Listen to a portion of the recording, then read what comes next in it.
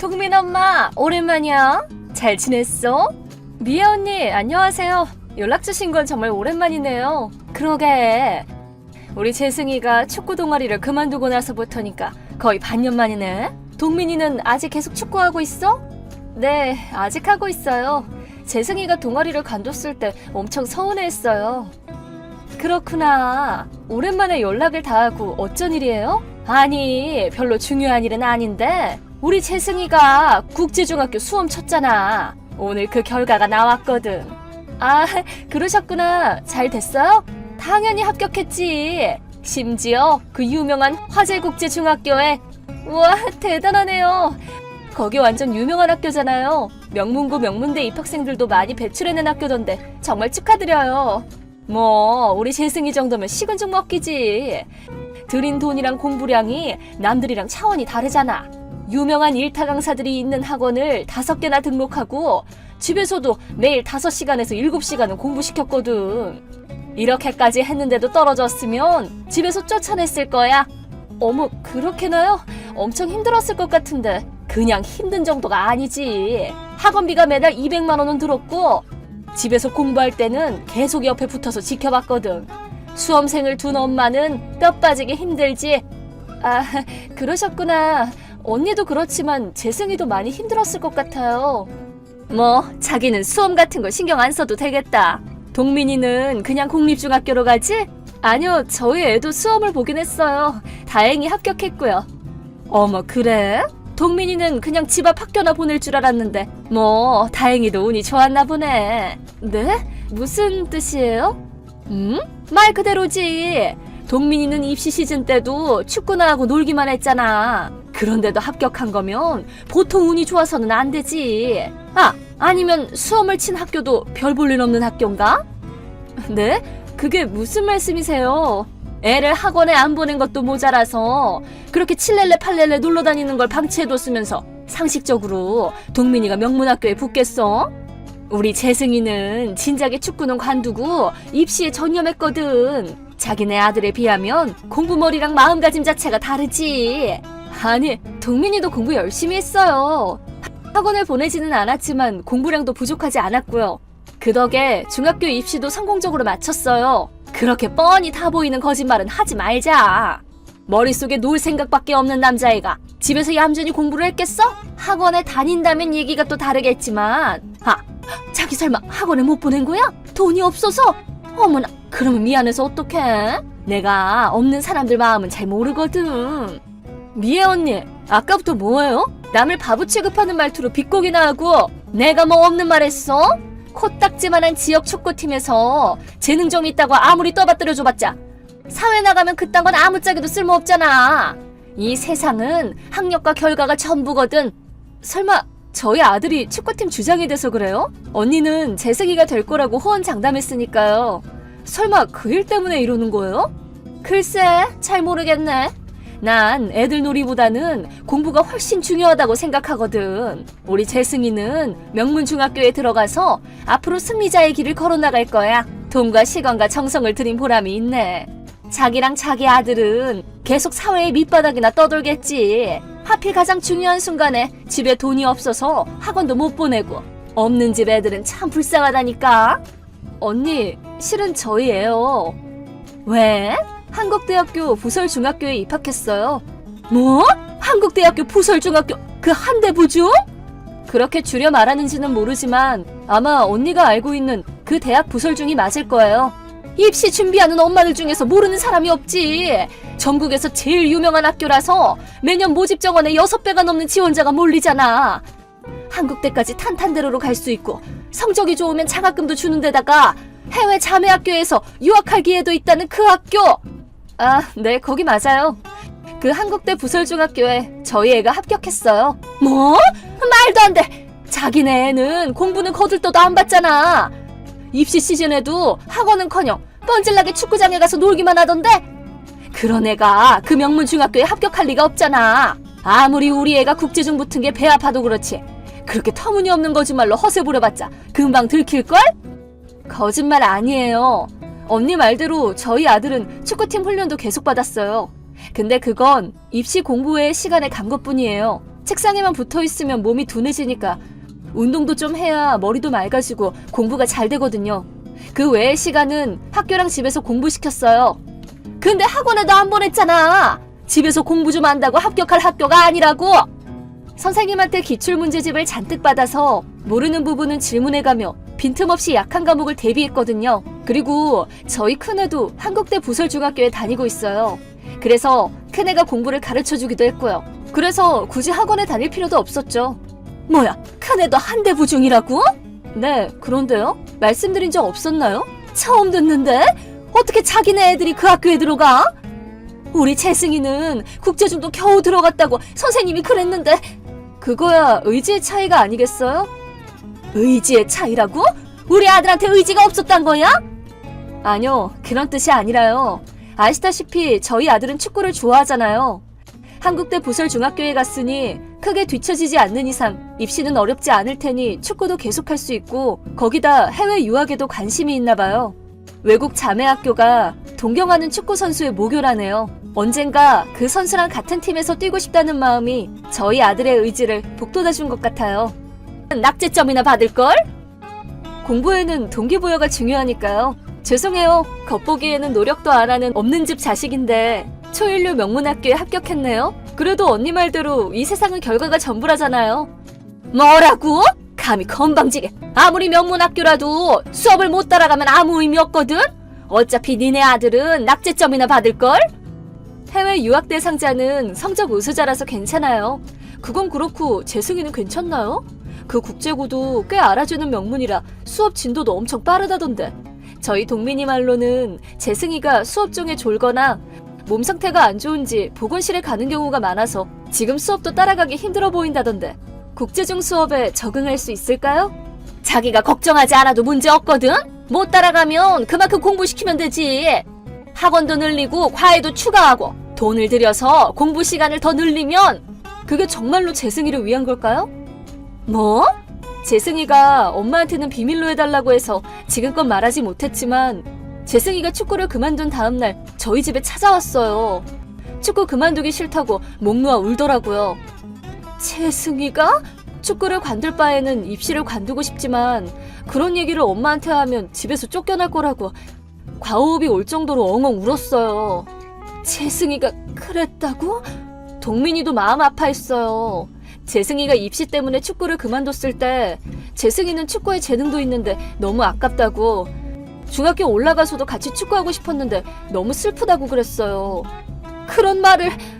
저기요 미애 언니, 아이의 꿈을 빼앗아 벼랑 끝에 몰아세우고 몸도 마음도 상처 입혀 억지로 공부를 시키는 게 정말로 재승이를 위한 거라고 생각해요?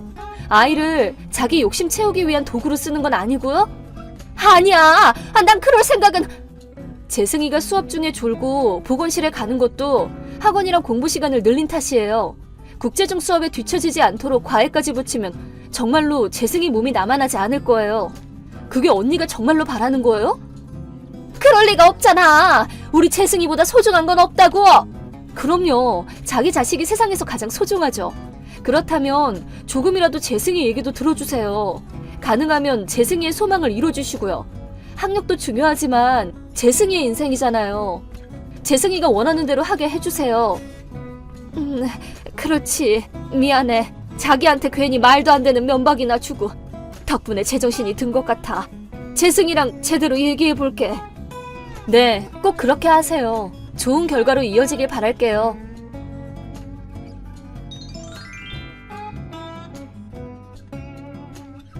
그 후 미애 언니는 재승이와 얘기를 나눈 결과 국제중학교 입학을 포기하고 공립중학교에 다니기로 했답니다. 새로운 학교는 재승이에게 잘 맞았는지 축구팀에도 복귀해서 즐겁게 학교 생활을 하고 있다네요. 저도 동민이도 재승이가 기운을 찾아서 정말 기뻤어요.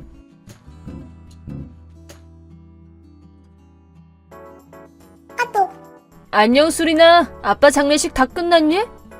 뭐야 언니? 무슨 용건이야? 너 언니한테 그게 무슨 말투야? 나이도 어린 게 건방지게. 이미 오래전부터 언니라고 생각한 적 없는데? 친부모 장례식에도 안 오는 사람이 어떻게 내 언니야?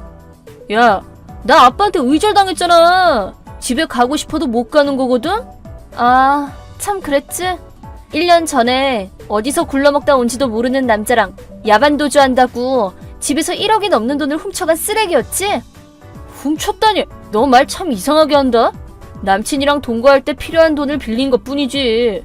돌려줄 생각은 없었지만 근데 어차피 아빠는 돈 많았으니까 곤란할 것도 없었잖아. 그런 문제가 아니거든? 하여튼 말해봤자 내 입만 아프지. 그래서 아빠 장례식은 끝났냐고. 오늘이었지? 그래, 오늘 잘 보내드렸어. 그래서 뭐 언니랑은 상관없잖아.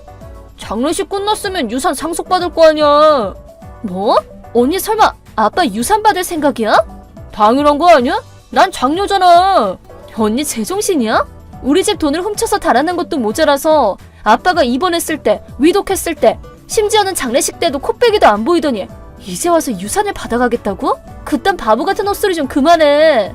언니한테 줄 유산은 땡전 한 푼도 없거든? 진짜 바보가 누군데? 너희는 어차피 유산 못 받아. 뭐? 무슨 말이야?